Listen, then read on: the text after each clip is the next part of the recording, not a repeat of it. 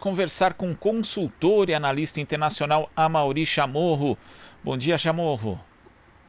Bom dia, tudo bem? Que bom estar aqui com vocês novamente. A gente agradece aqui sua participação. Chamorro, a gente sabe que a forma como o governo de Jair Bolsonaro tem conduzido aqui as suas ações diante da pandemia de coronavírus tem chamado a atenção internacional, né? Muita gente criticando, obviamente, não existem elogios referentes a esse tipo de condução por parte do governo, mas, na verdade, essa condução também tem assustado os países vizinhos aqui do Brasil. Como que esses países têm visto e de que forma eles têm agido para justamente se prevenirem em relação aí ao perigo que hoje o Brasil acaba representando em meio a essa pandemia, Chamorro? Bom, nos bastidores é tratado o governo brasileiro como algo criminal, né? Porque você não pode. Uma coisa é você não ter a capacidade de ação, ou de repente você ter demorado em comprar respiradores, em comprar testes para detectar o coronavírus. Outra coisa é você denegar o coronavírus, outra coisa é você ordenar as pessoas saírem às ruas, é você pedir para abrir academia, abrir cabeleireiro, ou seja, você manter uma atividade econômica que, obviamente, para um país das dimensões do Brasil, nesse momento é o quarto país com o maior número de contágios do planeta, você vai ter, você põe em risco a sua população. Então, obviamente, deixa estarrecido toda a comunidade internacional. O que eu te falo, pela minha convivência, pelo meu trabalho, nos bastidores, realmente, não é se eu sou de esquerda ou de direita que eu estou assustado ou não com a postura do Bolsonaro. É simplesmente universal. Qualquer diplomático, qualquer político, qualquer cidadão de qualquer país do mundo nesse momento não entende. Tem um Bolsonaro como uma referência do que não deve ser feito. E é muito ruim para o Brasil isso, porque também acaba, de alguma forma, essa postura de negação e durante algum tempo, inclusive de dizer que foi a China responsável pelo coronavírus, como uma forma de manipular a geopolítica mundial e que foi de propósito e que foi feita em laboratório, estremece as relações diplomáticas do país com muitos outros países. E agora a economia mundial vai mudar, na verdade, a dinâmica, a cadeia de valores, vai ter uma queda no PIB mundial de mais de 5 pontos, provavelmente chegue a ser a pior crise da história da humanidade, a pior crise econômica da história da humanidade, a partir do coronavírus. Então é muito importante para os países que são exportadores, como o caso do Brasil, você ter uma boa relação e você você conseguir fortalecer esses blocos econômicos, como, por exemplo, o Mercosul, como era a Unasur, para você conseguir exportar e negociar em melhores condições e, inclusive, você ter mais acesso a crédito. E para isso você precisa ter uma diplomacia forte. Para isso você precisa ter um país respeitado. Para você conseguir, já que o Brasil vai ser um dos países mais afetados no planeta economicamente por causa do coronavírus, pela desaceleração de compra de matérias-primas por parte da China, União Europeia e Estados Unidos, para você conseguir acceder, você ter acesso a créditos internacionais, a organismos multilaterais, você precisa ser respeitado. E o Brasil não é respeitado. O Brasil, nesse momento, o governo Bolsonaro é uma grande piada e isso afeta, obviamente, a situação do país, deixa em desvantagem no momento de crise, onde a unidade, o combate, através inclusive dos seus sócios estratégicos, como o caso da Argentina, por exemplo, tem que ser junto, porque você tem fronteiras muito grandes, onde você sabe, você cruza a rua, você já está em outro país. Então, como você consegue combater o coronavírus desse jeito? Se você tem um presidente ao seu lado que é absolutamente alucinado, que fala que não tem nada, que não acontece nada e que todo mundo deveria estar na rua trabalhando. E o efeito contraste, no caso, piora muito mais a nossa situação, né, Chamorro? Porque a gente tem aqui países vizinhos que estão sendo bem-sucedidos, como a Argentina, que você citou. Isso torna ainda o nosso fracasso diante da pandemia maior.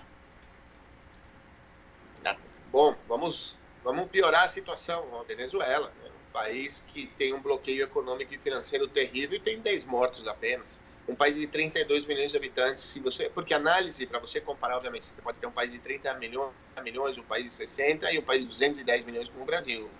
O que você faz é comparar por número de habitantes. Então, quantos mortos você tem, quantas pessoas você tem na UTI, quantas pessoas contagiadas. E a Venezuela tem um dos melhores indicadores mundialmente reconhecidos pela OMS. Por quê? Porque você tem um Estado que realmente atuou para conseguir não só pedir a quarentena, mas você conseguir manter as pessoas em casa. Porque o grande desafio, nesse caso, e a Argentina está conseguindo fazer isso, é você não só manter a quarentena no começo, antes, você conseguir antecipar, você se preparar, é você, primeiro, conseguir fazer o cerco epidemiológico, ou seja, você realmente detectar onde tem focos de contágio, para você poder atuar. E para isso você precisa de um grande volume de exames. Segundo, você fala, tem que fazer quarentena, só que mais de 60% da população da América Latina vivem do trabalho informal, vivem de vender coisas na rua, são vendedores ambulantes, eu tenho um pequeno comércio. Então, como você mantém essa população em casa se eles ganham o dinheiro do dia para pagar a comida do dia? Você tem que garantir a alimentação, você também tem que garantir o teto, você não pode expulsar as pessoas das casas porque elas não têm como pagar aluguel, você precisa garantir eles receberem água, luz, gás, ou seja, você precisa ter uma condição mínima da população poder ficar em quarentena. Então, se você tem um presidente que fala que é uma gripe, que não é uma doença, que na verdade foi um projeto, o governo, né, o ministro de Educação, depois os próprios filhos do presidente Bolsonaro, falaram que isso daqui era um vírus criado em laboratório para derrubar os governos legítimos do Brasil, como o caso do Bolsonaro, ou dos Estados Unidos, do Trump. Então, você obviamente não vai ter uma atitude de gestão, de coordenação para poder enfrentar o coronavírus, porque você precisa ter muitas frentes para conseguir proteger a população, economicamente falando, você precisa dar teto, você precisa dar uma renda mínima para essa população. No Brasil, todos os problemas que acontecendo para você poder entregar, então essa renda mínima bom, agora a demissão em massa é um desastre. O Brasil está sendo um exemplo de o que não fazer junto com o Equador. Infelizmente. Chamorro, a gente chama aqui a Marilu Cabanhas. Oi, Marilu.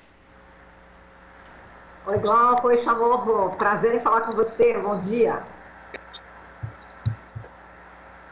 Oi, Marilu. Bom dia. Que bom te ver. Igualmente. Chamorro, vamos falar aqui sobre... falando em Venezuela, a gente acabou de apresentar aí uma matéria do Douglas Matos, né? A respeito da possibilidade dos Estados Unidos interceptarem navios que estão vindo do Irã para a Venezuela, né, com combustível, e em meio a essa pandemia seria uma atitude catastrófica, não é isso, Chamorro? Se os Estados Unidos fizerem isso mesmo?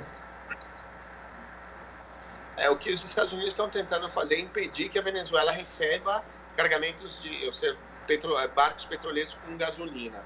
Lembrando que grande parte da gasolina e do diesel consumido na Venezuela era produzido pela Citgo. Citgo era uma empresa venezuelana que tinha sede nos Estados Unidos, era um conjunto de refinarias e de postos de gasolina, era uma rede muito grande de postos de gasolina dos Estados Unidos, que foi incautada pelo governo dos Estados Unidos. Ou seja, essa empresa estatal é como se parte da Petrobras fosse o governo dos Estados Unidos falasse, não, a Petrobras que está aqui agora nos Estados Unidos vai ficar para os Estados Unidos, a gente vai estatizar a empresa. Foi o que eles fizeram.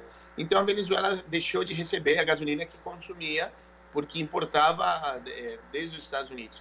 Então o bloqueio marítimo, a Venezuela obviamente com a relação com outros países, grandes produtores de gasolina, de petróleo, como o caso da Rússia, como o caso do Irã, então foi buscar onde poderiam refinar o petróleo venezuelano para mandar de volta para a Venezuela.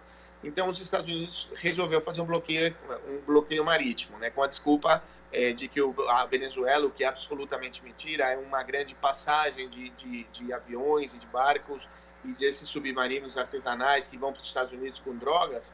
Então eles decidiram bloquear a fronteira marítima, enviando uma série de barcos de guerra, destroyers, tal, que pararam na fronteira marítima da Venezuela com o mar internacional. Então tem 5 barcos do Irã que estão chegando justamente com combustível para entregar para a Venezuela.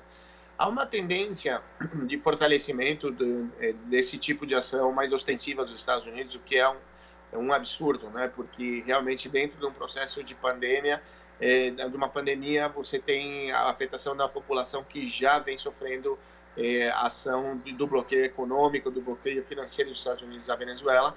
Só que a gente precisa lembrar também um pequeno detalhe. A grande maioria da droga que sai da Colômbia, porque o maior produtor de drogas do mundo é a Colômbia e o maior consumidor de drogas do mundo é os Estados Unidos, são os Estados Unidos, quase toda essa droga sai pelo Pacífico. E a Venezuela fica no Atlântico, sequer é no mesmo lugar, não há o controle. Na verdade, toda a droga sai do sul da Colômbia e norte do Equador, até a Guatemala, os países da América Central, e daí entram para os Estados Unidos. Então, não passa pela Venezuela, não tem nada a ver. Então, a ação militar dos Estados Unidos, na verdade, tenta desestabilizar e criar uma pressão sobre o governo do presidente Nicolás Maduro. E aí a gente acrescenta o que aconteceu há uma semana, que foi a tentativa de invasão da Venezuela por parte de um grupo, de uma empresa, né, dos Estados Unidos, uma empresa mercenária, né, que são esses ex-soldados, ex-marines dos Estados Unidos, que conformam empresas e são contratados por governos para dar segurança ou muitas vezes para conformar uma milícia para poder atuar fora da lei em alguns territórios. E foi o que os Estados Unidos fez, uma empresa de um ex-segurança do presidente dos Estados Unidos, tentou invadir a Venezuela junto com outros mercenários, todos foram capturados por pescadores. Imagina a vergonha, né? O Rambo sendo capturado por um pescador, e é o que aconteceu, estão todos detidos nesse momento, já sendo processados por atos terroristas. Mas já se filtrou ontem também a informação de que havia os governos dos Estados Unidos, o Donald Trump teve que dar muita entrevista avisando, não, eu não sabia de nada dessa tentativa de invasão. Na verdade, os próprios invasores, os próprios terroristas já avisaram, sim, o governo dos Estados Unidos sabia, isso daqui era acordado, a gente seria o que eles chamam de cabeceira de praia, ou seja, seria o grupo paramilitar, tomaria um domínio de um espaço físico que fosse uma praia para fácil desembarque das tropas dos Estados Unidos. Isso não aconteceu, então as tensões continuam, e a Venezuela dando exemplo de supervivência, né, e de vencer esse bloqueio econômico terrível dos Estados Unidos. Exato, e também a gente lembra, né, falando dos governos de direita, né, Chamorro, a gente lembra que a Suécia foi usada, né, como exemplo para tentar não fazer o isolamento, enfim, só que agora a Suécia está batendo recorde em mortes. Em um mês, em abril, nunca teve tantas mortes desde dezembro de 1993, justamente por essa falta de isolamento, por falta de lockdown, enfim. E o Bolsonaro continua falando, né, da Suécia, dando como exemplo a Suécia. Agora, não é o melhor exemplo, como a gente está podendo ver, né, Chamorro? Vamos fazer as comparações. A Suécia tem mais de 3 mil mortos, Brasil, tem mais de 4 mil mortos. Só que a Suécia tem uma população de 13 milhões de habitantes e o Brasil tem uma população de 210 milhões de habitantes. O que aconteceu na Suécia foi um genocídio. É um absurdo o que fizeram na Suécia. O governo sueco ele manteve o funcionamento total do país. A única medida dele foi isolar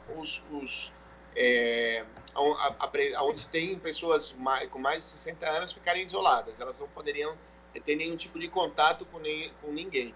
Porém, morreu muita gente também, um dos melhores sistemas de saúde do mundo, um dos países que está sempre entre os 3 melhores posicionados na lista dos países mais desenvolvidos do planeta, né? O IDH, o Índice de Desenvolvimento Humano. A Suécia está sempre entre os melhores do mundo, junto com a Noruega, junto com a Suíça e junto com o Canadá. Um dos países que mais morreu gente, não por falta apenas de infraestrutura, mas também pela atitude do governo. Ou seja, não, vamos funcionar, não acontece nada. Cabeleireiro, a mesma coisa. Cabeleireiro, manicure, academia, não tem problema. Vamos enfrentar. A gente tem um bom sistema e não tem por que paralisar a economia. É sempre sempre que os governos, e a gente sabe isso como o modelo neoliberal, por exemplo, que volta a ser instalado já desde a era Temer e agora fortalecido pelo Bolsonaro, sempre que o capital, o dinheiro é mais importante do que a vida do ser humano ou a natureza, a gente vai encontrar um desastre como esse. E a Suécia fez a mesma coisa. A Suécia quer um modelo de social-democracia, né, do bem-estar, de uma sociedade totalmente orientada à educação, para ter acesso à educação gratuita, à saúde gratuita, não teve capacidade de enfrentar o coronavírus e hoje é um exemplo de desastre, junto com o Brasil. A sorte do Brasil é que alguns governadores decretaram o estado a quarentena, e de alguma forma teve como conter um pouco, só que na verdade já desandou absolutamente. O Brasil caminha para ser o pior país no mundo, já que também os Estados Unidos, nesse momento, lideram essa lista. O Brasil está em 4º lugar em número de afetados. Os Estados Unidos têm mais de 1.400.000 contagiados, muitos mortos. O Brasil também tem um número avassalador, só que o Brasil tem um delay, ou seja, o Brasil começou um pouco mais tarde que os Estados Unidos, então a gente está no comecinho da curva. Tudo que está acontecendo agora no Brasil é o começo do que está por acontecer. O pior ainda está por vir. Então, na verdade, a população tem que tomar muito cuidado, porque praticamente não temos um governo, nem governos estaduais, são poucos governos que realmente fizeram alguma coisa pela sua população, e muito menos um governo federal que coordene, obviamente, o combate, o enfrentamento ao coronavírus. Então, o pior para o Brasil ainda está por vir. Lacerda Chamorro, obrigada, viu, pela sua participação. Um abração para você. Tchau, tchau. Obrigado a todos. Conversamos aqui com o consultor e analista internacional Amaury Chamorro. Você está ouvindo Jornal Brasil Atual. As notícias que os outros não dão.